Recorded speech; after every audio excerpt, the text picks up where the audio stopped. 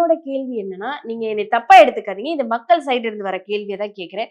ஒரு ஸ்ட்ராங்கான இப்ப வந்து 10,00,000 கேட்டாரு அப்படிங்கிறதுக்கு ஒரு ஸ்ட்ராங்கா எதுவுமே இல்ல. பேசின சில விஷயங்கள் இருக்குன்னு சொல்றீங்க. அப்ப எப்படி போலீஸ் அவ்வளோ போய் கதவெல்லாம் உடைச்சு அவரை இழுத்துட்டு வர எப்படி எத்தனையோ கேசஸ் இருக்கு. போலீஸோட தரவுகளை கொடுத்தது, அது கொடுத்தாரு, நிறைய பேர் தவறா பேசுறாரு, நிறைய கட்சி தலைவர்களை தவறா பேசியிருக்காரு, நிறைய விஷயங்களை எடுத்து வெளியே சொல்லிட்டு அதுக்கெல்லாம் கோவப்படாத காவல்துறை இந்த விஷயத்துக்கு கோவப்பட காரணம் என்ன, பின்னணியில யார் இருக்கிறா அப்படிங்கிற ஒரு கேள்வி வருது. அதுக்கு நீங்க பதில் சொல்லுங்க. சரி, 5 மாசமா இந்த விஷயம் நடந்துட்டு இருக்குன்னு உங்களுக்கு தெரியுமான்னு தெரியாது. நாங்க ஆபீஸ்க்கே போலன்றாரு. இது எல்லாமே ஆபீஸ்க்கே நாங்க போலன்னு சொல்றாங்க. ஓகேவா?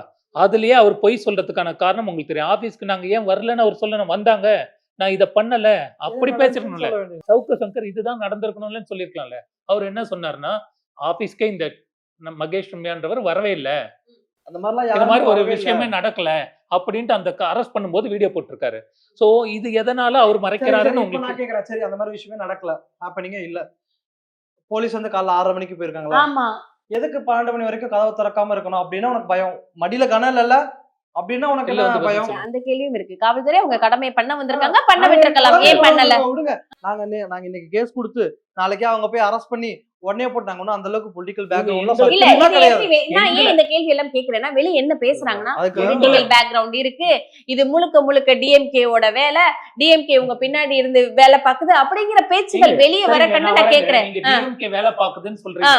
டிஎம்கே தான் இந்த வேலையை ட்விட்டர்ல எங்க படத்தை பத்தி பேசு, மகேஷ் ரம்யா ப்ரொடியூஸ் பண்ண இந்த ரெட் அண்ட் ஃபாலோ போடு, அப்பதான் மகேஷ் வருவாரு, உங்க ஆபீஸ்க்கு வந்து இப்படி கேட்பாரு, நீ அடிச்சு அனுப்பு, இதெல்லாம் டிஎம்கே சொன்னச்சா? உதயநிதியோ ஸ்டாலினோ சேர்ந்து சொன்னாங்களா? அவங்கள பொம்மை முதல்வர் இது டிஎம்கே ஏடிஎம்கே அந்த அரசியல்லாம் அவர் அவங்க வெளில வச்சுக்கிட்டோம். இந்த படத்துல இவ்வளவு குடும்பத்தோட இது நகையை வச்சு எல்லா ரசீது எங்களை திருட மாதிரி போலீஸ் அவ்வளவு திருவி கேள்வி கேட்டு இந்த ரசீது என்ன பணத்துல வந்தது? 19 லட்சம் ரூபாய்க்கு அடமானத்துல இருக்கு. எந்த பணத்துல நீங்க படம் எடுத்தீங்க? இவ்வளவு விஷயம் தாங்க முடியல. 11 சென்ட் இடம் வித்து இவ்வளவு விஷயத்த நோண்டி இவ்வளவு லட்சம் நகர் ரசீது எல்லாத்தையும் கேட்டு நாங்க என்னமோ எந்த பணத்துல எடுத்த மாதிரி பண்ணும்போது நாங்க படத்தோட பேரையே மாத்திருக்கோம். இன்னைக்கு ரெட் அண்ட் ஃபாலோன்றத ஆர்சிபின்னு மாத்தி ரிலீஸ் பண்ணதுக்காக நாங்க இது பண்ணும்போது இந்த கேஸ் மேல நம்பிக்கை போயிடுச்சு.